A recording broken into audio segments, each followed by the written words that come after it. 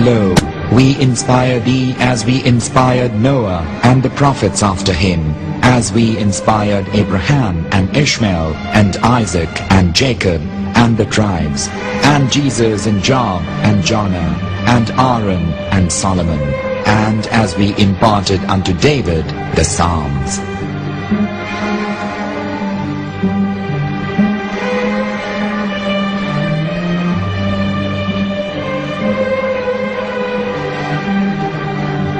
The verse we've just heard is from chapter 4 of the Quran. In the verse, God is affirming to humanity that Muhammad is indeed the recipient of a divine guidance, just as Noah, Abraham, and the rest of the prophets. However, some Christians and Jews today don't believe that Muhammad was a prophet and the covenant that God made with Abraham. And since the Quran is not their book of authority, in this video I'm going to show you that the book you're holding in your hands contains the name off the seal of prophethood, the Prophet Muhammad.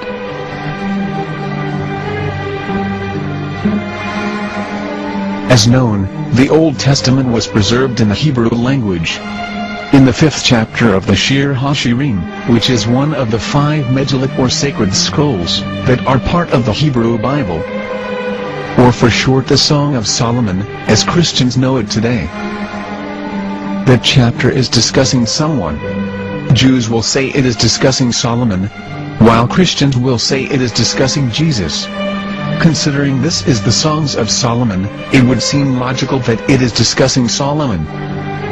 The verses, describing this mystery man, have the narrator's speech conjugated in the feminine, meaning it is a woman who is describing this man.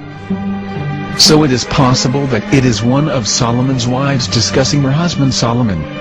However, Christians assert that Jesus is being discussed, and that the chapter is describing a man who was not yet alive at that point. A prophecy.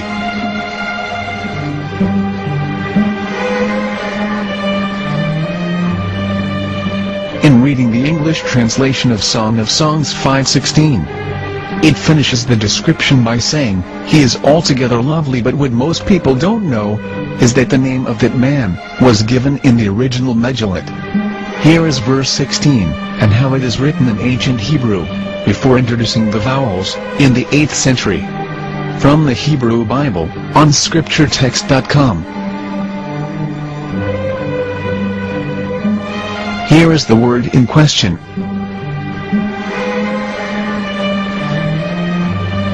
This word is made of 4 letters. Mem, Het, Mem, Dalet. Now when reading the word as it is written in its original form, with no vowels, it can be read as Muhammad, which is the name of the Muslim prophet, or as Mamad with no A after the H. According to Ben Yehuda's Hebrew English Dictionary, it is correctly pronounced as Muhammad, not Mamad. So how we're going to know for sure if it's pronounced as Muhammad, the Muslim prophet, or as Mamad, a random Hebrew word? The only way is to give the verse to a rabbi and say to him, "Please read."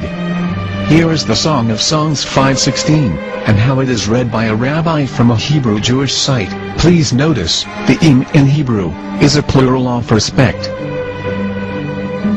חיכו ממתקים וכולו מחמדים, זה דודי וזרעי בנות ירושלים. חיכו ממתקים וכולו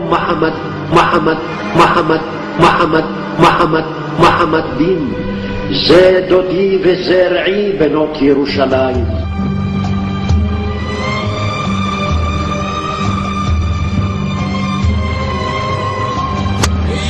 Coming out from the darkness, there are no other gods but God, and Muhammad is his messenger.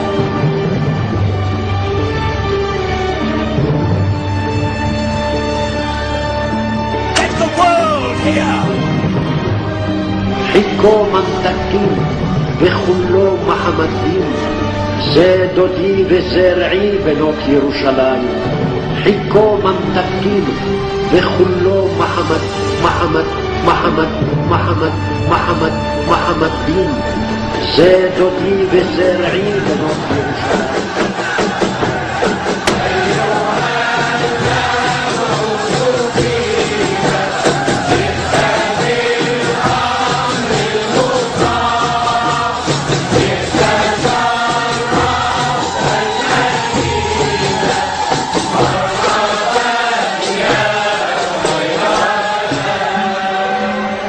Here is the famous SDL translation tool, which includes a professional human translation as well as an online translation.